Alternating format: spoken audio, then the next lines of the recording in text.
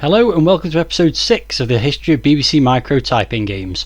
By now I'm assuming you know what this series is about, and normally I'd be looking at game listings for the Beeb that were published in a variety of computer magazines in the 8-bit era. However, this time around I'm completing my review of 1983 by doing something a little different. I'm going to be taking a look at a book of typing listings called 60 Programs for the BBC Micro, which was published by Pan Books in association with Personal Computer News. Versions of this book were published for most home computers of the time, including the Spectrum, C64, Oric and Dragon 32. My family owned a copy of this back in the day, and both my dad and I typed a number of games in from it. I still had it up until a few years ago, and as you can see here, it was unfortunately damaged beyond repair by damp along with a bunch of other BBC Micro items after being stored in a box in the garage. Sad times. Anyway, in this episode I'm going to be looking at the book in more detail and picking out 5 games from its pages, some of which I'm familiar with from the old days and some I'd never played before doing this video. As with the majority of the publications I look at, a copy of this book is available on archive.org, but unlike most scans you have to rent this one out to see all the content. It doesn't cost anything, all you have to do is register for an account on the site, after which you can check the book out for an hour at a time. It's not a big deal, but something to bear in mind if you're interested in looking at it in more detail. Anyway, let's begin by looking at the front and back cover of the book, and here's the front cover as you've already been looking at for a minute or so. Pretty nicely done. You've got the Personal Computer News logo at the top there and the Pan Books logo, and a nice distinctive design where it says 60 programs for the in a yellow box, and then the name of the system, in this case the BBC Micro, in the blue box in yellow text. And it's got this screenshot underneath which is obviously designed to attract people to buy the book because it looks like it's got quite a good game on it. I'm pretty sure this game doesn't appear in any of these books. It definitely doesn't appear in the BBC Micro version, and it looks a bit too polished to be a typing listing for any system. The other reason I suspect it doesn't appear in any of the books is it appears on the cover of all the different versions of this book for all the different systems, with a slight colour variation on each one. I tried putting this screenshot into a reverse image search on Google, and the only thing I came up with was a screenshot from the Intellivision version of Demon Attack by Imagic, which I've put up on the screen now. It's obviously not exactly that game, but it certainly looks like a clone of it or a version from a different system. If you know which game this is from, then please let me know in the video comments. The only other thing to point out on the front cover is the authors of this book, and you can see it was put together by Robert Erskine and Humphrey Walwyn with assistance from Paul Stanley and Michael Buse. Now the name Paul Stanley stands out to me in particular because I know him as the frontman of the rock band Kiss, but I suspect it's not the same one. So moving on to the back cover, you can see there's an overview of the content of the book. It says a massive software library for the price of a single cassette, explosive games, dynamic graphics and invaluable utilities. This specially commissioned collection takes BASIC to the limits and beyond. I'll be the judge of that fairly soon, I imagine. 4 of the country's best-selling software writers have pooled their talents to bury programming cliches and exploit your micro's potential to the full. So that confirms it wasn't the Paul Stanley from Kiss, as I suspected. It finishes off by saying whether you're a games player or a more serious user, here's the book to make your micro work for you. And you can also see the price of the book. It cost £4.95 back in 1983, which I think is pretty good value for a book with 60 programs in it.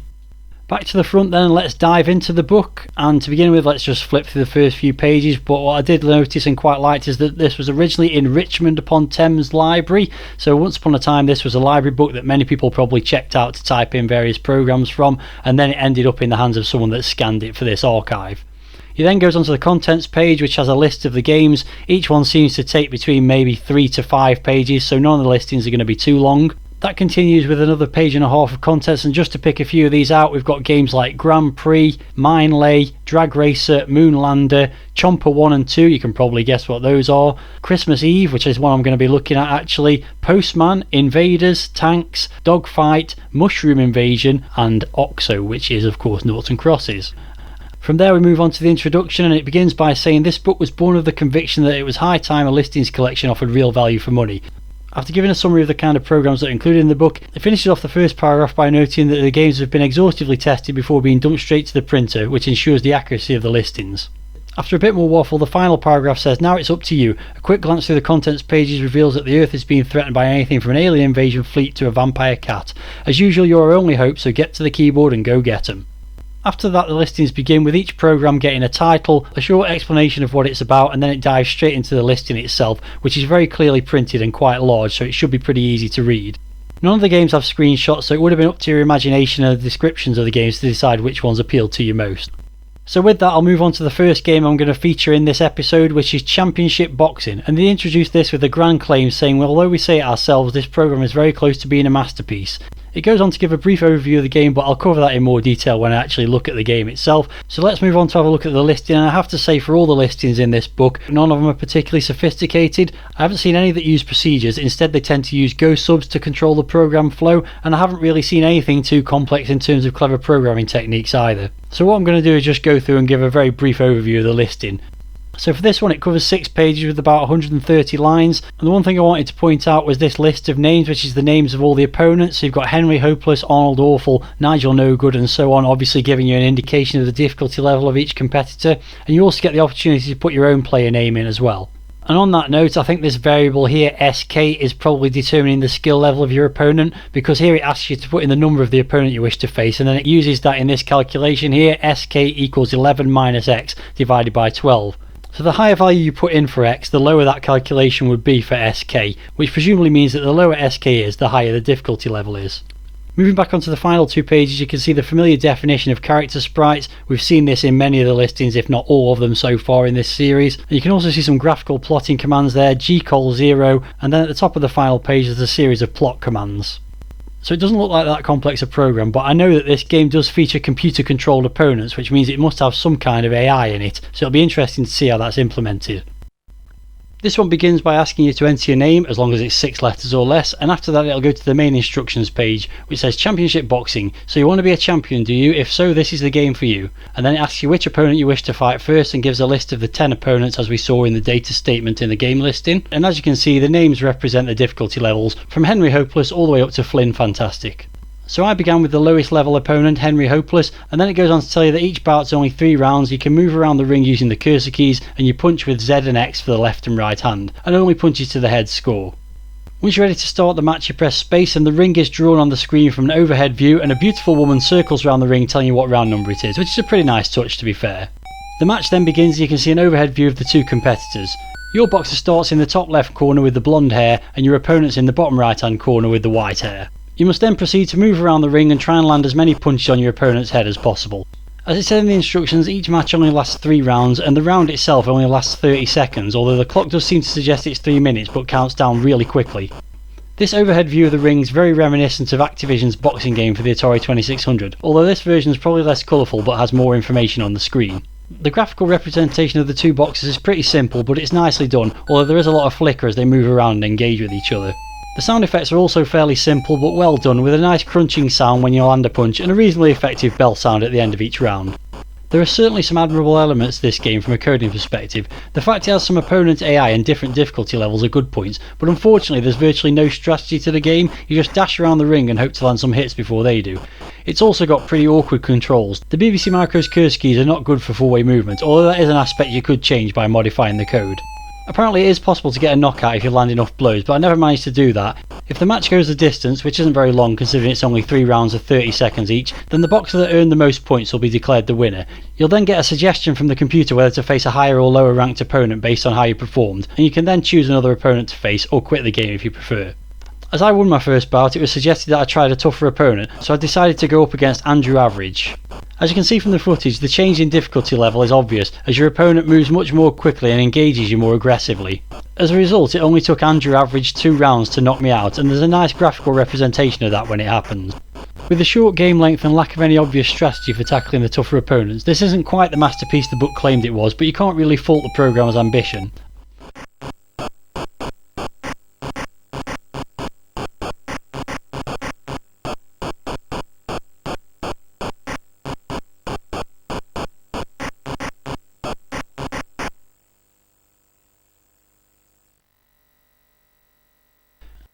The next game I'm going to look at is Fall Guy, and as you can see from the description here, it says this is a game for 2 in which each player directs a small figure down a vertical maze so that it can drop through a hole in the moving floor at the bottom. The figure is manoeuvred through the maze by directing markers up and down the outer walls and shifting horizontal sections of the maze to the left or right, allowing the figure to drop through to lower levels.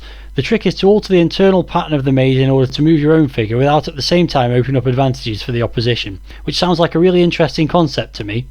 In terms of the listing, it covers 4 pages and approximately 80 lines, so it doesn't sound particularly big, although it has to be said that some of these lines are really long. For example, line 40 deals with the entering of the 2 players' names, and has 2 input prompts as well as clearing the screen and saying please wait, all on one line. I don't think there's anything particularly complex here, but the structure of the program is all over the place. For example, this section here, which is prompting for keyboard input, then has a bunch of ghost subs that jump all over the place, and many of those subroutines execute all the commands on one line before jumping back into the main program loop. A couple of commands I'm not sure we've seen before are right string and left string. These take substrings of a larger string, and in this case you can see that it's taking the right 19 characters of a string and then concatenating it with the first character of the same string, i.e. moving everything one character to the left. So this is clearly where the maze is being manipulated by keyboard commands. Moving over onto the opposite page, there's some more epic lines of code between lines 500 and 540, with an absolute ton of commands being executed on line 520 in particular, including 2 for loops and a number of sound and graphics related instructions. On the final page we can once again see the familiar sprite definitions, but below those are a couple of epic data statements that have a very binary vibe to them. The listing's rounded off by printing the instructions on the screen, which is pretty ironic I think, because I'm sure that'll be the first thing we see when the game starts up. And sure enough, here are those instructions in mode 7, alternating between yellow and red text, and they're just a repeat of the same description of the game that I already covered from the book. Pressing the spacebar brings about a very elaborate introduction to the game, where the word Fall Guy is printed off the screen in red blocks, which are then replaced by instances of the player character in multiple colours. The title then scrolls up the screen one line at a time, accompanied by an annoying bleeping noise. It's a fairly impressive bit of programming, but I do wish you could just skip it by pressing the spacebar. You're then presented with the second set of instructions, which makes me think that the first set probably wasn't in the original listing and was added by the person that typed this game in for the BBC Micro Games archive. Once again it explains how to play the game, also mentioning that you have to avoid mines, for landing on one of these will send you right back to the top again. It also lists the keyboard commands for both players, which are effectively a cross-shaped formation on the left and right hand side of the keyboard. From there you press any key to continue, and if you thought the intro was annoying, it then scrolls the whole instructions page off the screen one line at a time. It's pretty tedious, but thankfully you only have to go through this once before the game starts. Before starting the game you need to enter the player names, and as this is a 2-player competitive game, I roped in my wife Anna to give me some competition on this one. The game then begins and the play area is drawn on the screen as a series of blocks, gaps and the occasional mine, with the 2 players at the top. I assume this is somewhat randomly created because on this occasion it put a mine immediately below Anna's player, which it repeatedly fell onto and got returned to the starting position. As the instructions stated, the aim of the game is to get your little green man from the top of the screen to the bottom, depositing him in the single hole that moves across the final green row of the maze. You don't control the man though, instead each player controls an arrow on their side of the maze, which you must move up and down and then use the left and right keys to slide the selected row in the desired direction. This makes the game something like a cross between one of those sliding tile puzzles you had when you were a kid and the much later arcade game Mr. Driller.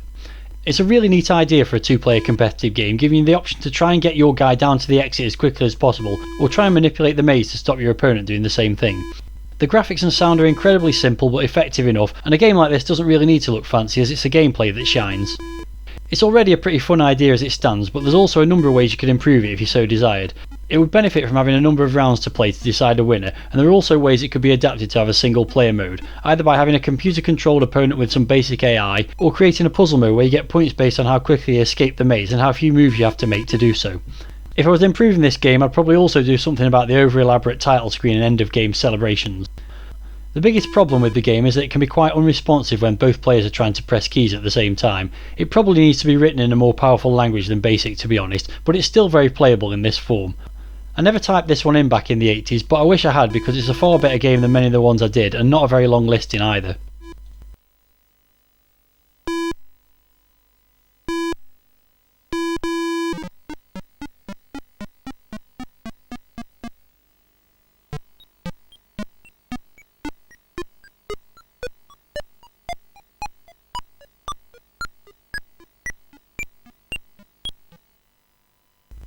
Moving on to the third game then, and this is Tug of War, which doesn't sound particularly interesting until you read the description. It says Tug of War is a 2-player game consisting of a canyon with a rope stretched across the top held by a team of 3 figures on each side, and a small UFO flies overhead and each player takes turns in dropping a parachute from it, attempting to land on a target which appears lower down the screen in a random position. Every time a parachutist hits the target, the opposing team is pulled further towards the edge of the canyon. So that seemed like a pretty interesting interpretation of Tug of War, so I thought that was worth taking a look at. Let's have a brief look through the listing first though, and it begins, as a lot of the programs in this book seem to do, by executing a bunch of Go sub commands that jump to later in the listing. Firstly it does a Go sub 510, which is a call to print the instructions on the screen. That continues over onto the final page of the listing, and you can see it's another pretty short one at just over 50 lines. and following that it does a go sub to 480, which defines the graphical characters, and immediately after that it does a go sub to 430, and you can see within this subroutine that it takes those graphical characters it just defined and combines them into larger sprites. So I think what we're seeing there is multi-character representations of the participants in the tug of war. Jumping back to the start of the listing, I can see a series of lines that seem to be the routine for setting the target, moving the UFO and capturing the player 1 key press, and then seeing if you've managed to land the parachutist onto the target. Moving over to the following page and looking at lines 210 to 300, it looks like it then does exactly the same routine for player 2. So I feel like this is something that could have been more efficient if it had been adapted into a procedure where you pass certain variables in to determine whether it's for player 1 or 2. The remainder of the listing between lines 300 to 400 just seems to be dealing with the end of game routine for the most part, so that pretty much covers everything of note in the listing, and that means it's time to look at the game itself. Unsurprisingly, things begin with the instructions being displayed, but I've already covered how to play the game when I looked at the overview in the book, so let's move on. The game begins by drawing the ground in red and a pretty cool looking jagged hole in the middle, created using some of those graphical plotting commands. The 2 teams of 3 men are then drawn, and pretty nice they look too, built up with a combination of characters as suspected. There's also a rope drawn between them as you'd expect. The small red UFO then moves across the screen and each player takes it in turns to try and make it drop a parachute on the target, which is randomly spawned in the relevant player's colour. Successfully hitting a target will pull the opposition towards the hole, and when enough successive hits are made without reply, a team's foremost member will drop into the hole with an amusing animation and a sound to accompany it. After that, the game continues, but the UFO speeds up for the players with less team members, making it more difficult to get a shot on target. It's a very straightforward game idea, just being a series of reaction tests, but it is well executed. It's got simple one-button controls, so it would have been good for kids, but it also needs pinpoint accuracy, so can get frustrating. The graphics are nicely drawn and the sound effects are appropriate, and it has a good way of increasing the difficulty level by speeding up the UFO when you lose men. It can be a little unfair sometimes though when it gives you a target to hit that's too close to your side of the screen for you to react in time.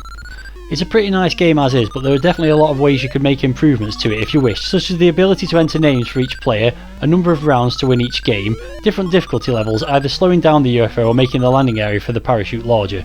You could also add a way to get a man back onto your team, for example if you manage to hit a certain number of targets in a row, and maybe add a time limit that starts once the first man has been eliminated for a team, as the game can go on for a while and get a bit tedious. And the final thing you could consider doing is adding a computer opponent with some degree of AI. Overall, it's an ingenious interpretation of a well-known competitive sport, but has lots of scope for enhancement if a budding programmer wished to do so.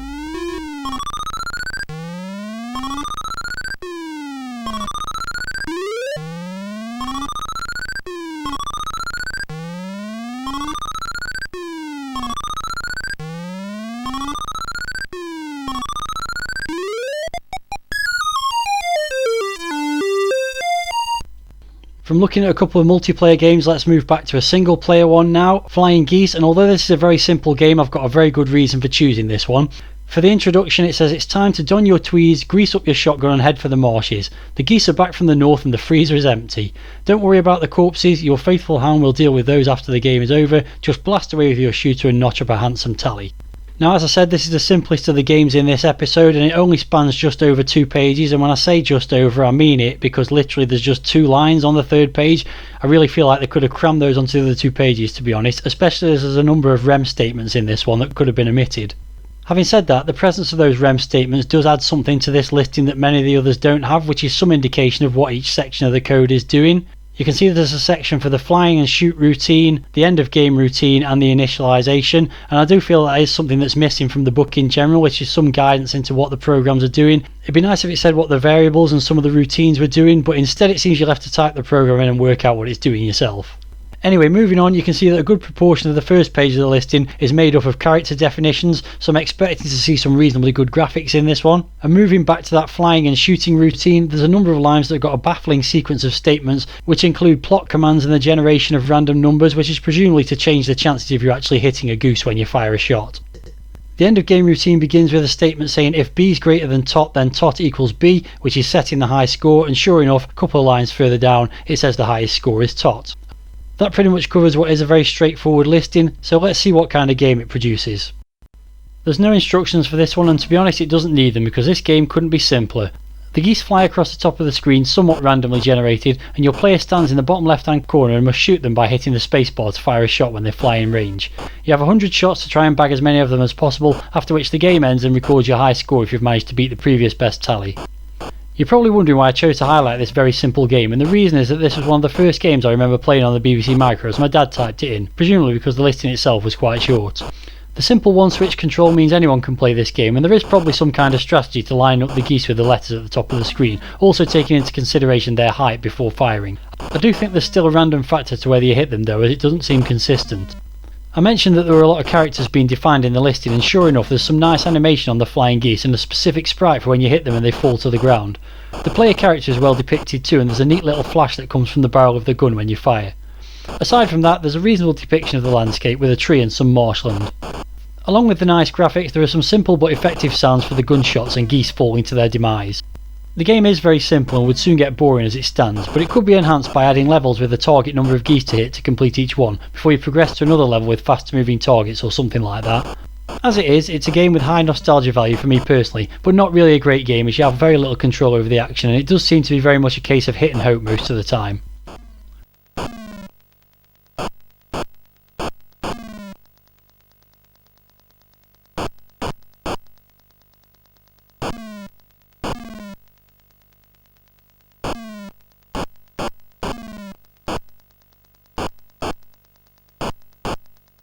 Rounding things out then, and Christmas has come earlier with the fifth and final game I'm going to look at from this book. It's Christmas Eve, and it's introduced by saying Christmas Eve is a race against time for Santa, who must rush to deliver presents before the inhabitants of the houses awake. Well, that's pretty standard definition of what Christmas Eve is for Santa.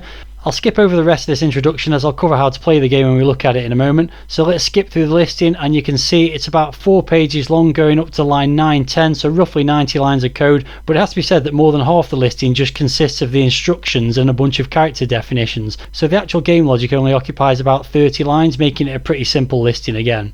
Going back to the first page, there's not really anything too noteworthy to pick out. The main thing is it's using a random number generator, which is most likely to determine where a present drops on the screen for Santa to collect. Aside from that, the only other interesting thing I noted was that the code calls a function called fnatra numerous times, usually as part of an if statement.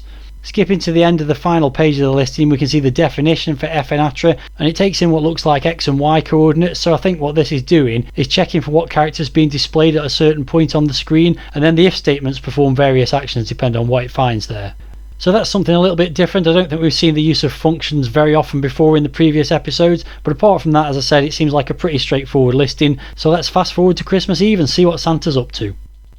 The game kicks off with those instructions that took up a good proportion of the listing, and they're really hard to read due to being in chunky mode too. The first page gives the background to the game by saying it's approaching midnight on Christmas Eve and Santa is late. You play the part of Santa and must deliver the presents which are thrown to you by your elves. Having caught a present, you must move over a chimney and drop a present down it. The second page goes on to say when a present's been dropped down a chimney, the family in the house immediately start work on opening the present, and they'll turn the lights on. Dropping another present down the chimney of a lit house will not count. Beneath each roof you'll see a patch of snow which melts as time elapses, and this melts at a rate which is proportional to the activity in the house. Not really sure exactly what that means. It then confusingly rounds things up by saying as the presents must be placed down the chimney before anyone sees you, if all the snow has melted under a roof without a present being dropped before this occurs, it will indicate that the family is awake and you'll have to return at once. That's just really over elaborate.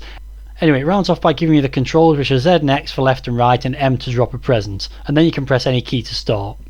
The game then begins with 5 very pink houses appearing at the bottom of the screen and a small representation of Santa flying on his sleigh pulled by Rudolph. Presents immediately begin to drop from the top of the screen. You must move the sleigh left and right to collect them, then position yourself over a chimney to drop them to the waiting house. Once you do this, the window lights up to represent the residents waking up, and the lights will stay on until you've delivered a gift to all 5 houses. Every time a present is delivered, your scores increase by 1 point, and there's also a high score recorded at the top of the screen. The game ends when all the snow melts under the window of one of the houses. Considering how convoluted the instructions were, this is a very simple collect and drop game with straightforward controls, though it moves quickly so it's quite easy to miss presents. That's not always a bad thing though, as a fun feature is that sometimes presents drop straight into the chimneys without being collected. The graphics are neat enough, but the sounds are very basic, and it could do with some Christmas music and perhaps a bit of variety in the colours for the houses and presents, which would be easy to achieve with the 8 colours available in Mode 2. There is some mild strategy required, as you need to make sure you deliver to the houses with the most snow first to keep your run going. At least that's how I think it works based on those instructions. It would really benefit from a way to reset the snow after a certain amount of time, for example when a certain number of waves has passed or presents have been delivered. It's also fairly repetitive, so having a way of increasing the difficulty level would be good, or giving more specific objectives such as having different types of gifts that have to be delivered to specified houses. In the end, it's another very simple game, but it would have been fun enough for kids at Christmas in the early 80s, and I think I remember playing it back then.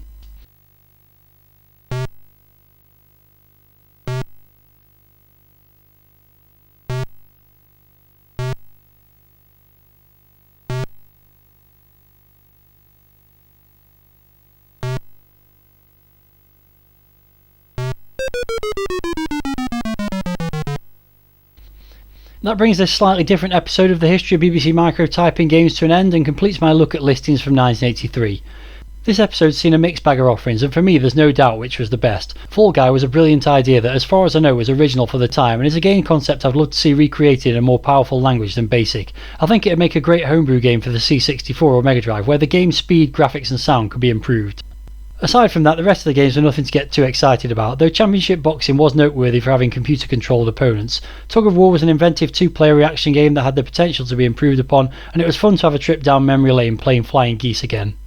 If you enjoyed watching this video, then please give it a like and leave a comment with any thoughts you have about the games I've looked at, and check out the pinned comment for links to all the games covered in this episode.